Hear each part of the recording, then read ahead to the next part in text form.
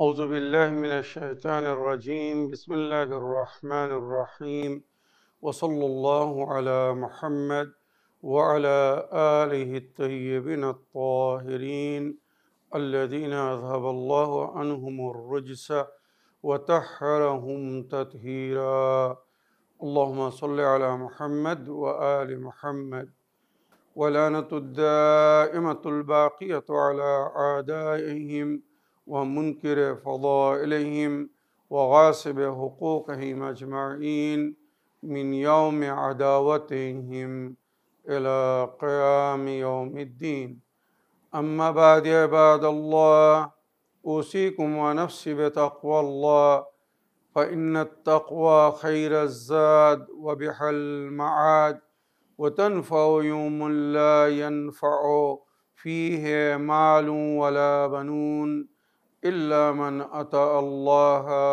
بقلب سليم وصلى الله على محمد وعلى آله الطيبين الطاهرين اللهم صل على محمد وآل محمد وعجل فرجهم আমার প্রিয় দর্শক ও শ্রোতাবৃন্দ আসসালামু আলাইকুম ওরহমতুল্লাহি ওয়াবারাকাতুহু। আপনাদের সকলকে আন্তরিক সালাম ও শুভেচ্ছা জানিয়ে আজকের অনুষ্ঠান ইসলাম ইন বাংলায় আপনাদেরকে স্বাগতম জানাই। আশা করি আপনারা যে যেখানে আছেন ভালো আছেন, কুশল ও মঙ্গলে আছেন, সুখে থাকুন, শান্তিতে থাকুন, সমস্ত প্রকারের দুঃখ কষ্ট থেকে মুক্তিতে থাকুন। আল্লাহ রব্বুল আলামিনের কাছে এই কামনা করি। যারা অসুস্থ আল্লাহ তাদেরকে সুস্থতা দান করুন, যারা ঋণে ভুগছে আল্লাহ তাদেরকে ঋণ মুক্তি করুন। ওইরূপ যাদের জীবনে কোনো প্রকারের অভাব বা অশান্তি আছে আল্লাহ রব্বুল আলামিন তাদের সকলের জীবনে সুখ শান্তি দান করুন ও সকলের মনোকামনা আশাকে পূরণ করুন। আমাদের সকলকে সৎ পথে চলার, অসৎ পথ থেকে দূরে থাকার এবং এক অপরকে সৎ উপদেশ দেওয়ার তৌফিক দান করুন। আমরা যেন সত্য বা হক জিনিসকে জেনে শুনে মেনে তার উপরে আমাল করে সেটা অন্যদের সামনে তুলে ধরতে পারি বা সকলের কাছে পৌঁছে দিতে পারি। আল্লাহ রব্বুল আলামিন আমাদেরকে সেই মনোবল ও নেক তৌফিক দান করুন। আমিন ইয়া রাব্বাল আলামিন। এই দোয়ার সঙ্গে আজকের পর্ব শুরু করতে চলেছি। আপনাদের পাঠানো প্রশ্নের উত্তর দেওয়ার আগে শুধু একটি জিনিস বলতে চাই, আর সেটা হচ্ছে আজ 22 রজব। নবী ও নবীর আহলে বায়তের চতুর্থ চরম শত্রু নরকবাসী হয়েছিল। সুতরাং আপনাদের সকলকে এই শুভ দিন, যেদিনকে ইমামে জাফর সাদিক আলাইহিস সালাম নিজের ও নিজের পরিবার এবং আহলে বায়তের জন্যে খুশির দিন, শান্তির দিনের ঘোষণা করেছিলেন, আর এই দিন নজর নিয়াজ করতে বলেছিলেন। এই দিন আনন্দিত হওয়ার এবং অন্যকে আনন্দ ও সানন্দ প্রদান করার জন্য বলেছিলেন। সুতরাং আশা করি আজকে আপনারা নজর নিয়াজ করে আল্লাহর দরবারে সেটাকে পেশ করে নিজের ঘরে উন্নতি এবং বরকতের ব্যবস্থা করবেন। আসুন এবারে আমি আপনাদের পাঠানো প্রশ্নের উত্তর দিতে চাই। দেখি কোথা থেকে কে কি প্রশ্ন করছেন। আসসালামু আলাইকুম সাব্বির রেজা ভাইজান, আশা করি আপনি আপনার পরিবারের সকলকে নিয়ে সুস্থ আছেন। আল্লাহ তাআলা আপনাদেরকে সুস্থ রাখুন, নিরাপদ রাখুন। ভাইজান, আমি বাংলাদেশ থেকে লতা বলছি। ভাইজান, আমাদের এখানে এক আরবি ম্যাডাম আছে যিনি আরবি শিক্ষা দেয় মানুষকে এবং বিভিন্ন তালিম করে বেড়ায়। তো ওনার বক্তব্য যে আমরা আমাদের জীবনের প্রতিটা সমস্যা কোরআন থেকে পেতে পারি এবং রাসূলুল্লাহ সাল্লাল্লাহু আলাইহি সাল্লাম উনি বলে যে রাসূলুল্লাহ সাল্লাল্লাহু আলাইহি সাল্লাম এখন আমাদের মাঝে নেই, সেজন্য আমরা ওনার দুনিয়ার কোনো সমস্যা, দুনিয়া এবং আখিরাতে কোরআন থেকে আমরা পেতে পারি। তো তাহলে আমাদের আহলে বায়াতকে মানার কি প্রয়োজন? তো আমি ওনাকে এটা বোঝাতে চেয়েছি যে রাসূলুল্লাহ সাল্লাল্লাহু আলাইহি সাল্লাম আমাদের মাঝে দুইটা জিনিস ছেড়ে গেছে, একটা পবিত্র কোরআন এবং আরেকটা আহলে বায়াত। এই দুইটাকে যারা ধরবে তারা কখনোই পথভ্রষ্ট হবে না। তো উনি কখনোই এটা মানতে রাজি না যে আহলে বায়াতকে কেন ধরতে হবে, রাসূলকেই তো আমরা ধরেছি, তাহলে আহলে বায়াতদের কি প্রয়োজন? তো ভাইজান, আমার প্রশ্ন, আমি ওনাকে এই প্রশ্নের উত্তরটা দিতে চাই। কোরআনের যে আহলে বায়াত সম্পর্কে রাসূল আমাদেরকে বলে গেছে, সেটা আমি তাকে কোরআনের মাধ্যমে দেখায় দিতে চাই। তো ভাইজান, আপনি যদি আমাকে সাহায্য করতেন, কোরআনের কোন আয়াতে এই যে কথাটা যে নবী আমাদেরকে কোরআন এবং আহলে বায়াতের কে দুইটাকে একসাথে ধরার কথা বলেছে, তাহলে আমার তাকে এই প্রশ্নটার উত্তর দিতে সুবিধা হতো। তারপরে সে মানুক না মানুক সেটা তার মর্জি, কিন্তু সে যে বারবার এইরকম ভুলটা বলছে, সেটার উত্তর আমার মনে হয় আমাদের দেওয়ার প্রয়োজন। ভাইজান, আমি জানি না আমার ভুল হচ্ছে কিনা, যদি কোথাও ভুল হয়ে থাকে তাহলে মাফ করবেন, আর আমার এই প্রশ্নটার একটু দয়া করে উত্তর দিবেন।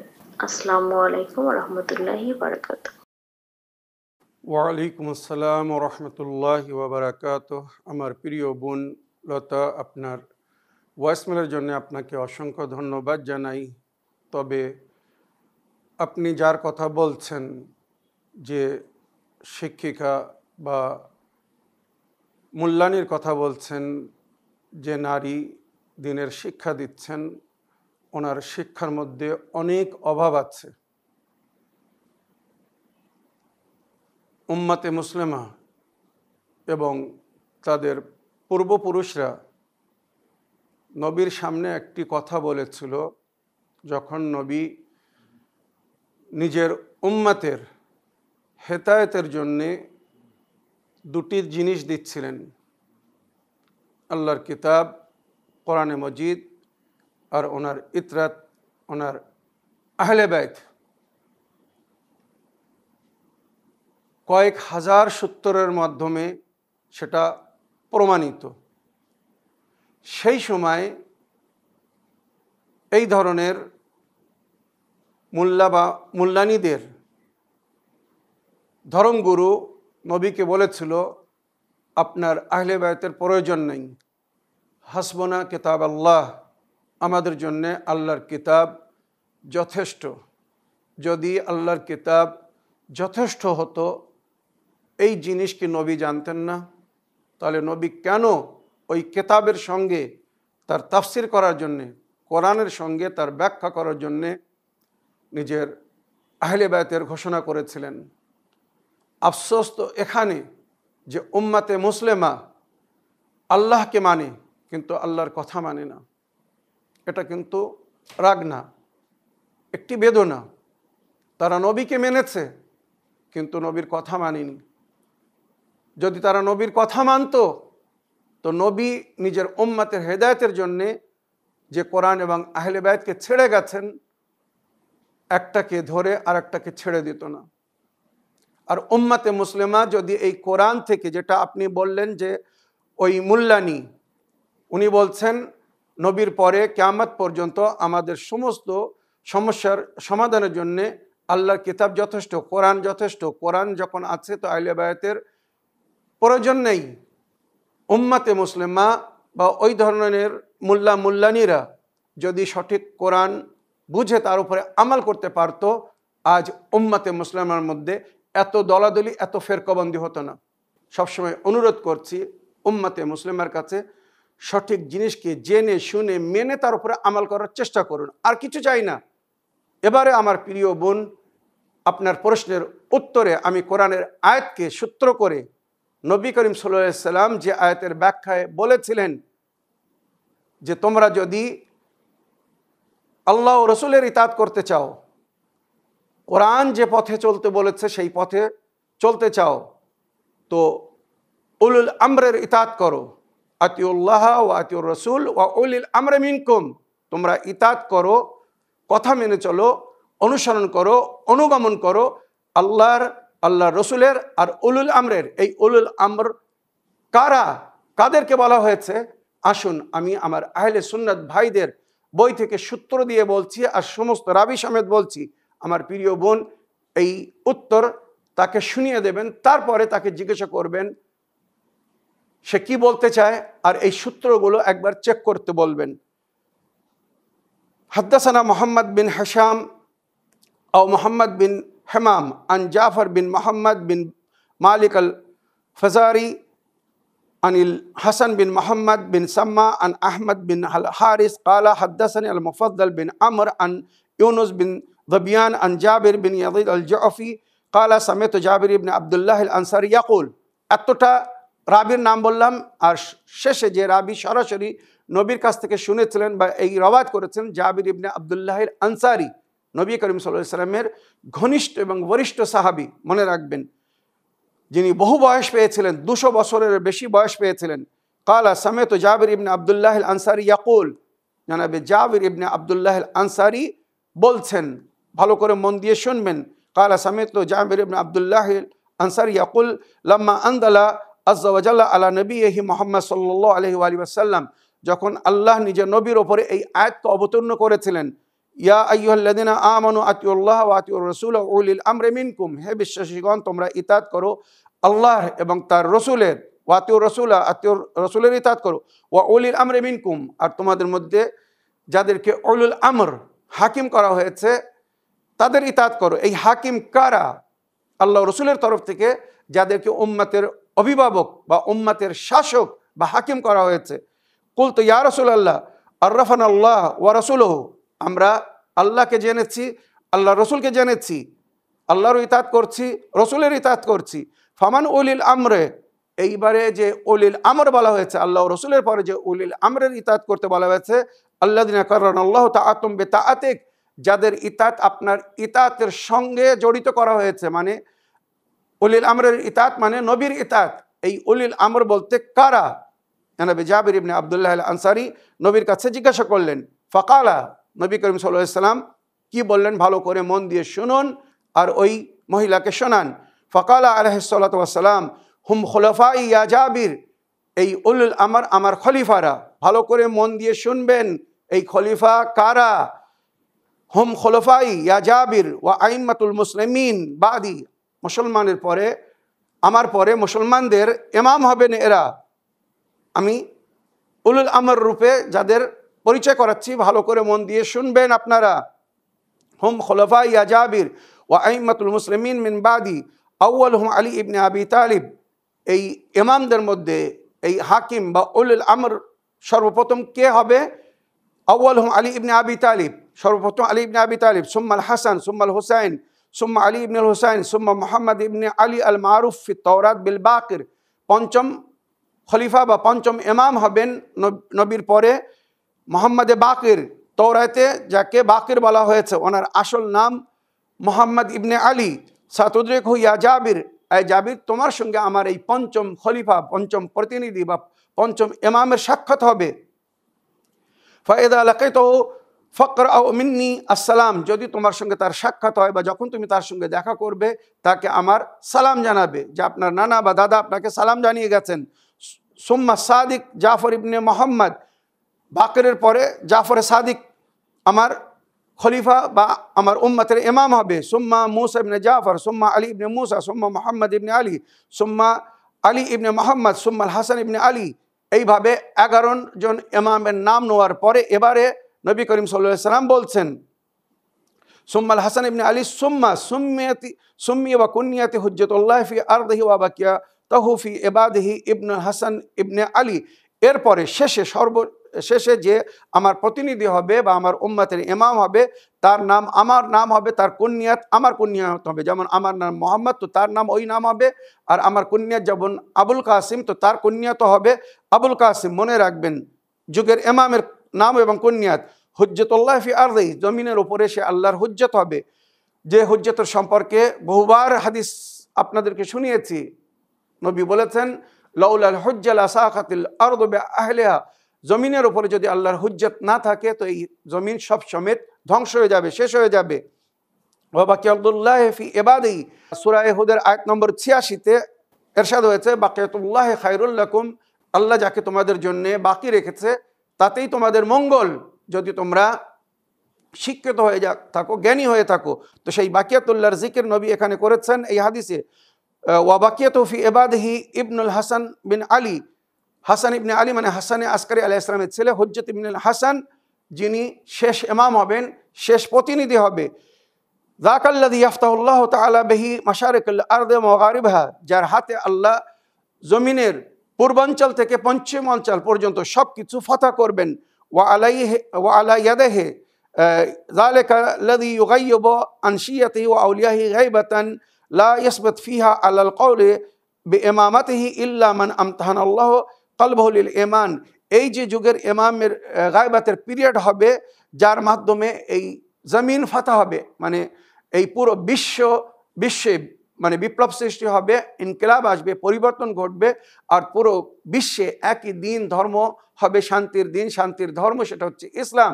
সেই সময় আল্লাহ ছাড়া অন্য কারোর উপাসনা হবে না। সেটা কখন হবে? যখন ইমামে মেহেদী আলাইহিস সালাম আসবেন।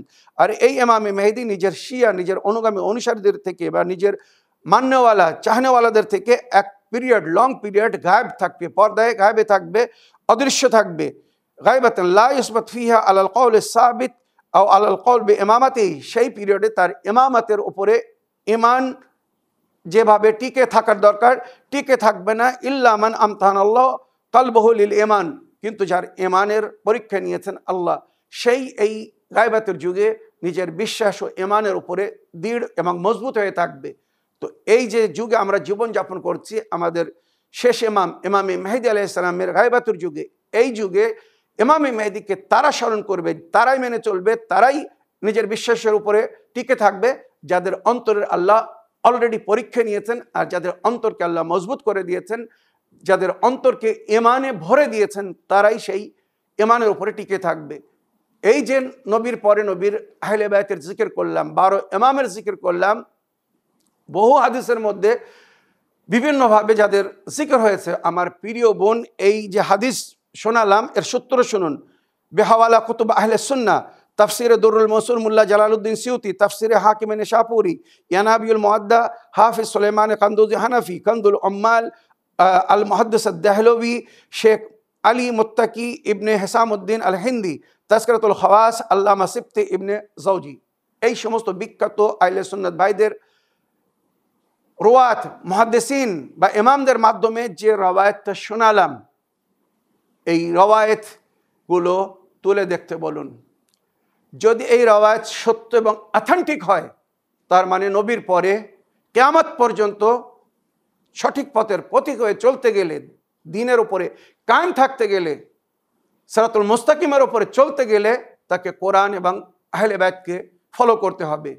ইন্নী তারিকুন ফিকুমুস সাকলাইন কিতাবাল্লাহি ওয়া ইতরাতি আহলে বাইতি মা ইন তামাসসাকতুম বিহিমা লান তাদুল্লু বাদি ওয়া লা ইয়াফতারিকা হাত্তা ইয়ারদা আলাইয়াল হাউজ।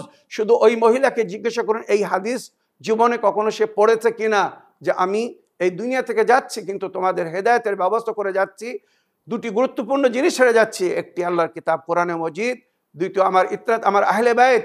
যতক্ষণ এই উভয় জিনিসকে তোমরা ধরে থাকবে, কোরআন এবং কোরআনের সঙ্গে তার ব্যাখ্যাকারী আহলে বাইতকে, কিতাব এবং শিক্ষককে যখন উভয়কে মেনে চলবে, লান তাদিল্লু বাদি, আমার পরে কখনো পথভ্রষ্ট হবে না, ওয়ালা ইয়াফতারিকা হাত্তা ইয়ারদা আলাইয়াল হাউজ। আর এই কোরআন এবং আহলে বাইত এক অপরের থেকে ভিন্ন হবে না যতক্ষণ হাউজে কাউসারে আমার সামনে না পৌঁছে যাচ্ছে। ইমামে হোসেন আলাইহিস সালামের মাথা কেটে বল্লভের উপরে তোলা হয়েছিল, আর উনি সূরা রুমের তেলাওয়াত করছিলেন। সবাই অবাক হয়ে শুনছিল যে হোসেনের মাথাকে শরীর থেকে কেটে আলাদা করে দেওয়া হয়েছে, তারপরেও কোরআনের তিলাওয়াত কি করে করছে। তখন এক বুজুর্গ সাহাবী ওখানে শুনিয়েছিলেন এই হাদিস, যে নবী বলেছেন কোরআন এবং আহলে বাইত কিয়ামত পর্যন্ত এক অপর থেকে জুদা হবে না। তোমরা মাথা আর শরীরকে এক অপর থেকে জুদা করে দিতে পারো, আলাদা করে দিতে পারো, কিন্তু কোরআনকে আহলে বাইতের থেকে আলাদা করতে পারবে না। তো আমার প্রিয় বোন, ওই মুল্লানিকে, ওই মহিলাকে এই যে সূত্র সমেত কোরআনের আয়াত এবং নবীর হাদিস বললাম শুনিয়ে দিন। এর পরেও যদি না মানে, খোদা হাফিজ ফি আমানিল্লাহ বলে দিন, পরিষ্কার বলে দিন, যেমন নবী কুফারে কুরাইশ বা মুশরিকিন মক্কাদেরকে বলতেন লাকুম দীনুকুম ওয়ালিয়া দিন, তোমাদের সঙ্গে কোনো ঝগড়া করব না, কোনো মতভেদ করব না, তোমরা যদি আমার কথা না শোনো, তোমার দিন তোমার জন্যে, আমার দিন আমার জন্যে। আপনি এইভাবে তাদেরকে বলে দিন বা ওই মহিলাকে বলে দিন লাকুম দীনুকুম ওয়ালিয়া দিন, সত্য জিনিস, সঠিক জিনিস, হক মানুষের সামনে তুলে ধরার দায়িত্ব আমাদের। কে মানবে কে মানবে না সেটা তার ব্যাপার। আল্লাহ যদি কারোর হেদায়েত করতে চায়, তার অন্তরকে বৃদ্ধি করে দেয়, সে হেদায়েত গ্রহণ করে। আল্লাহ যখন কারোর হেদায়েত না করতে চায়, তার মনকে ছোট করে দেয়, তার অন্তরকে মানে কঠোর করে দেয়, সে তখন আর হকিকতকে অ্যাকসেপ্ট করে না বা সত্যকে মানে না। যেমন আপনি বললেন যে এই হকিকতকে কোনো মতে মানতে রাজি না, ছেড়ে দিন। আল্লাহ যদি কারোর হেদায়েত না করে, আমি আপনি কারোর হেদায়েত করতে পারবো না। নবী পারেননি তো আমি আপনি কি? বহু লোকের নবী হেদায়েত করতে চেয়েছিলেন, হেদায়েত করতে পারেননি। শেষে আল্লাহ কি বললেন? এই নবী, আপনি যাকে ইচ্ছা তার হেদায়েত করতে পারবেন না, কিন্তু আল্লাহ যদি চায় তো তার হেদায়েত হয়ে যাবে। আমার প্রিয় বোন, আশা করি আপনার প্রশ্নের আপনি উত্তর পেয়েছেন। এরপরেও যদি সে আপনার কথা মানতে রাজি না হয়, হাত জোড় করে বলুন লাকুম দীনুকুম ওয়ালিয়া দিন, তোমার দিন ধর্ম তোমার সঙ্গে, আমার দিন ধর্ম আমার সঙ্গে। আসুন আগের অডিও নিই, দেখি কোথা থেকে কে কি বলতে চাচ্ছেন। আসসালামু আলাইকুম। আমি ভরতপুর মুর্শিদাবাদ থেকে সৈয়দ মানোয়ার হোসেন বলছি। আমার একটা প্রশ্ন, বর্গা জমির ভাগ নেওয়া শরীয়ত মতে নিতে পারে কিনা? মালিক জমি বিক্রি করার সময় ভাগচাষীকে 4 ভাগের 1 ভাগ দিতে হয়, না দিলে ওই জমি বিক্রি করতে দেয় না। আসসালামু আলাইকুম। ওয়ালাইকুম আসসালাম রহমতুল্লাহি ওয়া বারাকাত। আমার প্রিয় চাচা যান, আপনার ভয়েসমেলের জন্য আপনাকে ধন্যবাদ জানাই। বর্গা জমি সম্পর্কে আমি ডিটেলস জানি না, বা আমি হয়তো ক্লিয়ারলি বুঝতে পারছি না যে আপনারা কোন জমিনকে বর্গা জমিন বলেন। তবে আমরা যেটা বাল্যকালে দেখেছি দেশে ঘরে, ভাগরা জমি বলা হয়। ভাগরা জমি মানে কোনো মালিক নিজের জমি কাউকে চাষ করতে দেয়, আর সে চাষ করে তার উৎপাদনের একটি অংশ ভাগ মালিককে দেয়। বহুদিন ধরে, বহু বছর ধরে এইভাবে চাষ করে, আর চাষের একটা অংশ মালিককে দেয়। ওই জমির মালিক কিন্তু যে ভাগে নিয়েছে সে কিন্তু না, সে বিক্রিও করতে পারে না। মালিক যে জমি দিয়েছে সে মালিক থাকবে, আর যখনই জমি বিক্রি হবে ওই মালিক বিক্রি করবে, বা মালিকের অনুমতিতে যদি যে ভাগে নিয়েছে সে বিক্রি করতে চায় তখন বিক্রি করতে পারবে। মালিকের অনুমতি ছাড়া বিক্রি করতে পারবে না। আর যেভাবে ডিল হয়ে আছে যে তুমি জমিতে চাষ করো, যা উৎপাদন হবে 50-50, অর্ধেক তোমার অর্ধেক আমার। আমার জমি তুমি চাষ করো, তুমি মেহনত করো, ফসল যেটা হবে, উৎপাদন যেটা হবে, লাভ যেটা হবে, অর্ধেক তোমার অর্ধেক আমার। কি 3 ভাগের 1 ভাগ আমার, 2 ভাগ তোমার। কি 4 ভাগ করে 3 ভাগ তোমার হবে, 1 ভাগ আমাকে দিতে হবে। এইভাবে একটা লেখাপড়া হয়, একটা কম্প্রোমাইজ হয়, আপোষ করা হয়। তো সুতরাং ওইভাবে যদি আপোষ করা থাকে তো ওই জমি বিক্রি করার সময় মালিকের অনুমতি নিতে হবে, আর মালিক তার মালিকানা অধিকার হিসেবে যেটা দাবি করবে সেটা তাকে দিতে হবে। বাকি অন্যটা তার জন্য জায়েজ হবে যে ভাগে নিয়ে চাষ করছে। যদি এছাড়া ভিন্ন কিছু হয়ে থাকে তো অনুরোধ করবো আমার চাচা যান, আপনি পুনরায় ওই মাসলার ডিটেলস বলুন যে আপনি কিভাবে ওই জমির সম্পর্কে জানতে চাচ্ছেন, কে মালিক, কে বিক্রি করবে, আর পয়সা কে নেবে। এ বিষয়ে আপনি একটু যদি বিস্তারিত বলেন তাহলে আমি শরীয়তের সঠিক সংবিধান, কেননা না জেনে কোনো বিষয়ে বলা উচিত না। তবুও আমি আনুমানিক যেটা দেখেছি বাল্যকাল থেকে, বা অনেক সময় আমাদের পরিবেশে সমাজে যেটা হয় আমি সেটা বললাম। যদি এছাড়া ভিন্ন কিছু হয়ে থাকে তো প্লিজ এটা আপনি ক্লিয়ার করুন, আমি শরীয়তের সংবিধান আপনাকে জানিয়ে দেবো। আশা করি আপনার প্রশ্নের আপনি উত্তর পেয়েছেন। এবার একটা লিখিত চিঠি পড়ি। সালামুন আলাইকুম, আমি রাইয়ান ময়মনসিংহ বাংলাদেশ থেকে বলছি। আমার অনেক ইচ্ছা যে আমি আমাদের শিয়া হাদিসগুলো অধ্যয়ন করব, শিয়া হাদিসের কিতাব মোতালা করব। আমি আরবি জানি, কিন্তু সমস্যা হচ্ছে কিতাব মোতালা করার সময় কোনটা সহি হাদিস এবং কোনটি দুর্বল হাদিস সেটা কিভাবে বুঝবো? এর কোনো উপায় বলে দিন আমাকে, যাতে আমি নিশ্চিতভাবে শিয়া হাদিসের কিতাব পড়তে পারি এবং আহলে বাইত আলাইহিমুসসালামের হাদিসের আলোকে জীবন গড়ে তুলতে পারি। ওয়ালাইকুম আসসালাম রহমতুল্লাহি ওয়া বারাকাতুহু। আমার প্রিয় ভাই রায়ান, আপনার চিঠি লেখার জন্য আপনাকে অসংখ্য ধন্যবাদ জানাই। আপনি আহলে বাইতের সঠিক হাদিস নির্ণয় করতে উপায় চেয়েছেন, যে কিভাবে জানবেন যে এই হাদিসটি সহিহ সনদ না জয়ীফুস সনদ, সহি বা দুর্বল হাদিস আপনি কিভাবে জানবেন, যাচাই করবেন, তার জন্য উপায় জানতে চেয়েছেন। তো এ বিষয়ে যদি আপনি বিস্তারিত, যেটা আপনি বললেন আপনি আরবি জানেন, আরবি পড়তে পারেন, তো যদি আরবি শিক্ষা বা আরবি জ্ঞান থাকে তাহলে আপনি ইলমুর রেজাল, আয়াতুল্লাহ সৈয়দ আল খুই সাহেবের 18 খণ্ডের বই ইলমুর রেজাল অতি উত্তম। এটাকে অল্প করে খোলাসা করে 4 খণ্ডেও পাওয়া যায়।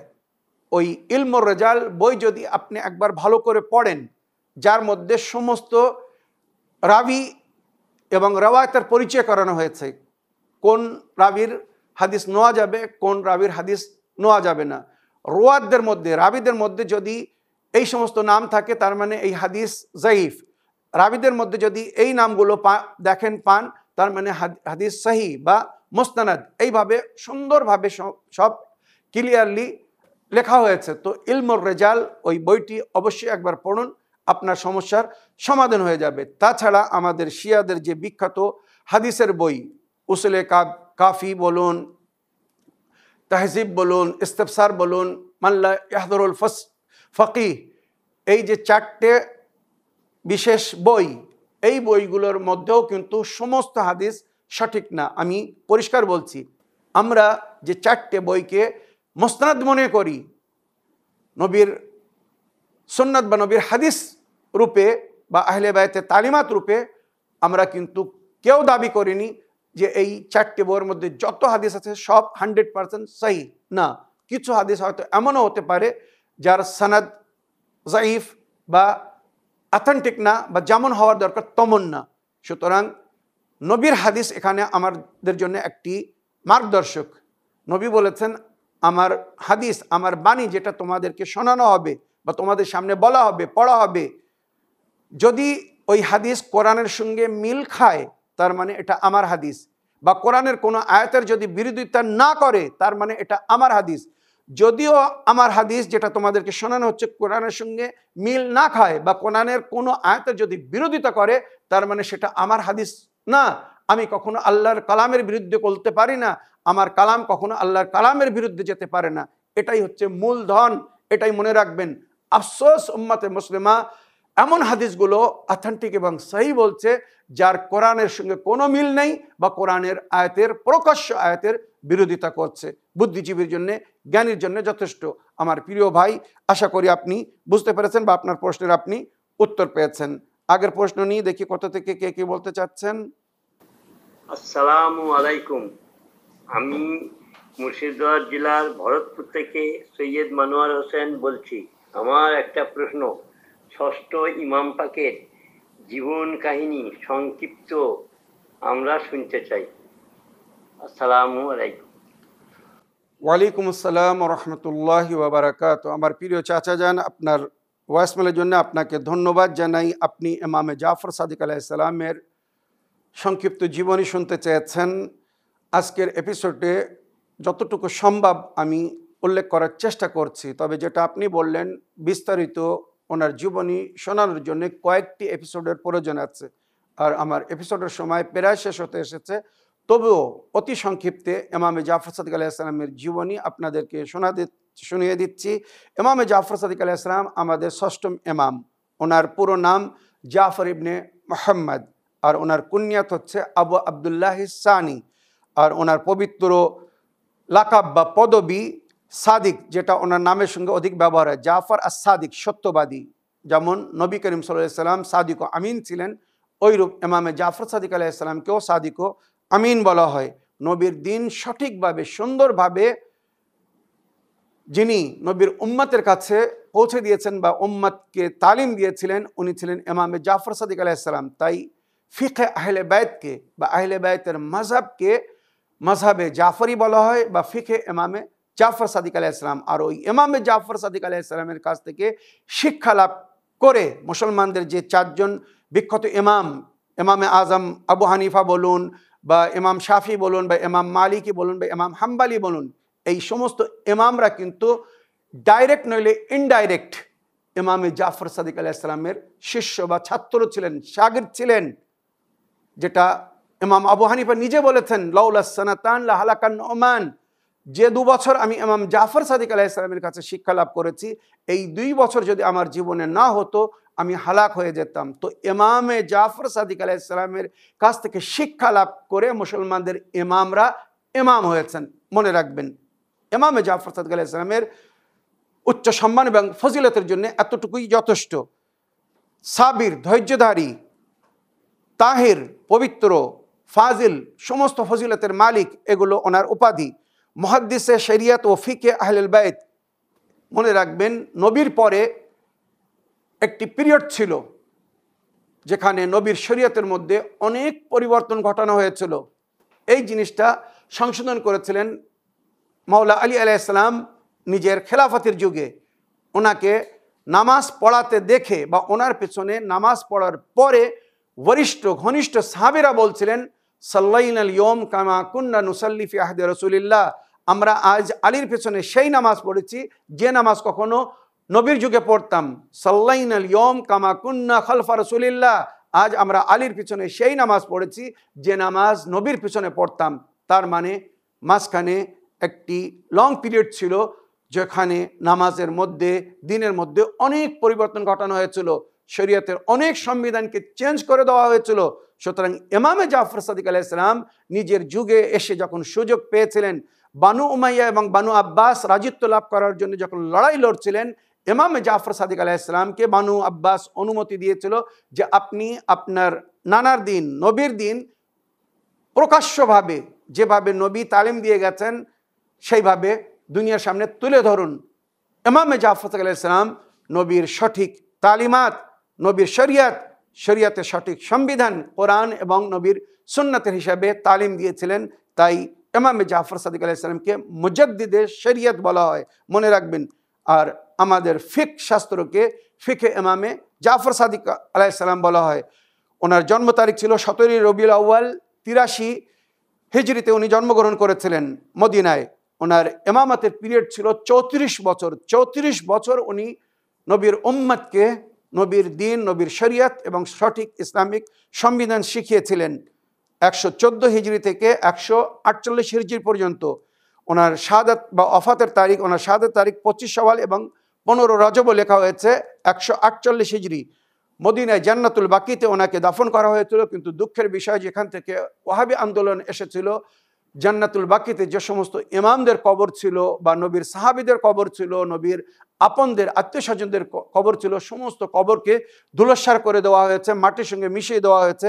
আপনারা জানেন ওনার পিতা মোহাম্মদ ইবনে আলী আর ওনার মা জননী উম্মে ফারওয়া, আর ওনার স্ত্রীর নামের মধ্যে যে নাম এসেছে ফাতেমা এবং হামিদা।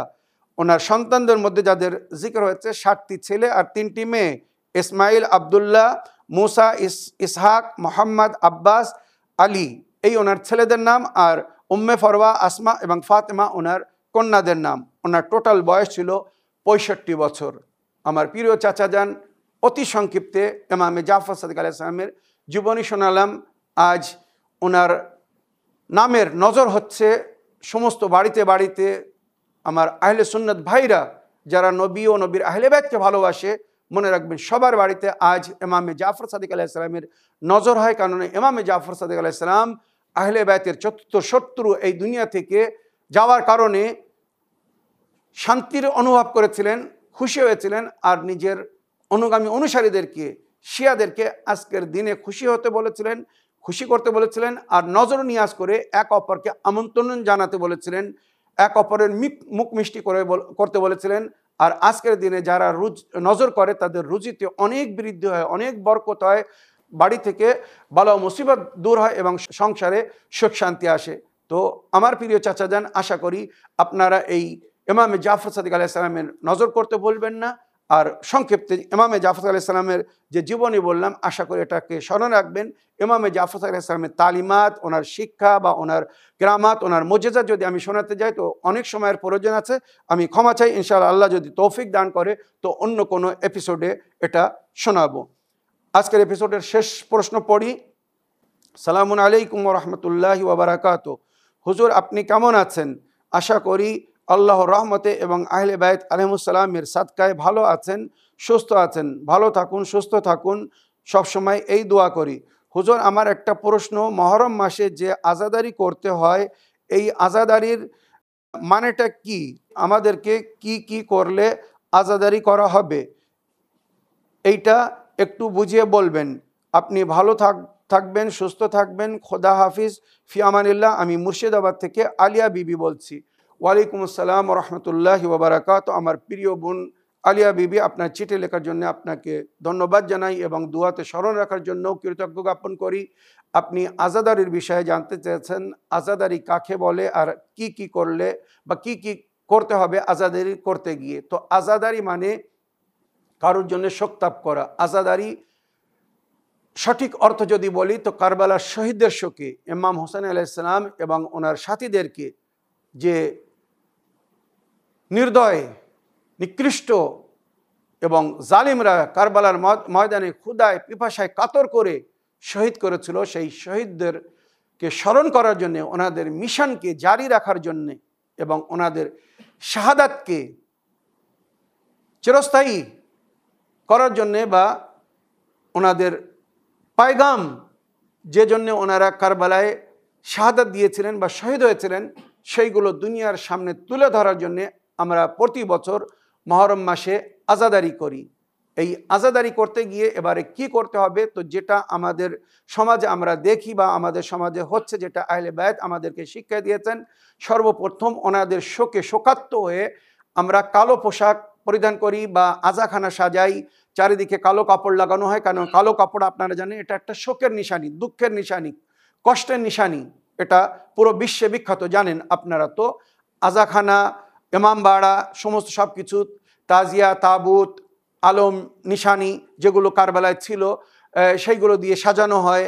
আর পবিত্র সমাধি কারবালায়, সেখানে আমরা সবসময় যেতে পারি না বলে ওই কারবালার সমাধির ইমাম হোসেন আলাইহিস সালামের রওজার কপি সবই তাজিয়া তোলা হয় বা তাবুত তোলা হয়, যেটা আমাদের ইমাম বাড়িতে রাখা হয় বা আজাখানার মধ্যে রাখা হয়। ওখানে আলম থাকে, ওখানে এই তাজিয়াদারি আজাদারি করার জন্য যে সমস্ত জিনিসের প্রয়োজন হয়ে থাকে বা আমরা আজাদারি করার সময় যেটা করে থাকি, যেমন মজলিস করি, আমরা কারবালার শহীদদের জীবনী শোনাই, আহলে বাইতের তালিমাত শোনাই এবং কারবালায় যে সমস্ত মুসিবত ঘটেছিল, যে সমস্ত জুলুম হয়েছিল, জালিমরা যেভাবে অত্যাচার করেছিল, অন্যায় অবিচার করেছিল, সেইগুলো আমরা দুনিয়ার সামনে তুলে ধরার চেষ্টা করি। তো এই জন্য আমরা মজলিস পড়ি। ওই মজলিসের শুরুতে খুতবা হয়, মাঝখানে ফজাইল বা মাসাইল বা অনেক কিছুর জিকির হয়, আহলে বাইতের ফজিলাত, শহীদদের ফজিলাত, তারপরে শেষে কারবালার মুসিবত পড়া হয়, মাসায়েব যাকে বলা হয়। মজলিসে পরে মাতম হয়, তারপরে মাতমের পরে মনে করুন নজর নিয়াজ হয়।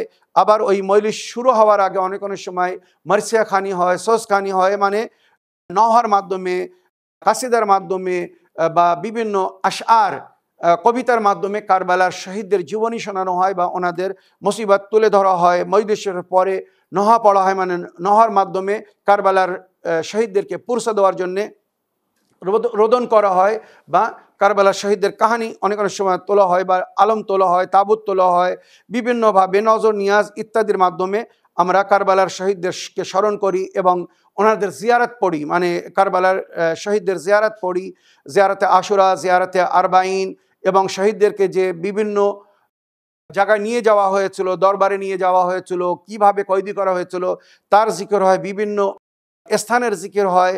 তারপরে ওই শহীদদেরকে যে কষ্ট দেওয়া হয়েছিল, তো সেই সমস্ত জিনিসকে স্মরণ করার জন্যে হাতকড়ি, বেড়ি, মশক, তীর, তলোয়ার বা যেগুলো দিয়ে আঘাত করা হয়েছিল সেইগুলো সামনে রাখা হয়, যাতে মানুষকে স্মরণ করানো যায় যে দেখো কিভাবে কারবালায় এই সমস্ত অস্ত্রপাতি দিয়ে তাদের উপরে জুলুম হয়েছিল। মনে রাখবেন, ওই জন্যে কারবালা শহীদদের আলমের ওপরে পাঞ্জা লাগানো হয়। মাওলা আব্বাসের হাত কাটা হয়েছিল বলে আরও অনেক কিছু এর মধ্যে পাওয়া যায়, যেটা আমরা মহরমের দিনে আশুরার আমাল, আরবাইনের আমাল বা বিভিন্ন আমাল বা নজর নিয়াজের মাধ্যমে করে থাকি। তো আমার প্রিয় বোন, আজাদারির অর্থ হচ্ছে শোকতাপ, কারোর দুঃখে দুঃখিত হওয়া, কারোর গম মানানো। তো আমরা কারবালার শহীদদের গম মানানোর জন্যে আজাদারি করি, কালো পোশাক পরি, মজলিস করি, মাতম করি, তাজিয়া তাবুত ইত্যাদি তুলি, আলম তোলা হয় এবং নজর নিয়াজ করা হয়, যেগুলো অতি প্রয়োজন বা যেগুলো পার্টস অফ আজাদারি বলা হয়। আমার প্রিয় বোন, আশা করি আপনি বুঝতে পেরেছেন। এই বলে আমার আজকের বক্তব্য এখানে শেষ করলাম। ওয়া আখিরু দাওয়ানা আলহামদুলিল্লাহি রাব্বিল আলামিন। ওয়াসসালামু আলাইকুম ওয়া রাহমাতুল্লাহি ওয়া বারাকাতুহু।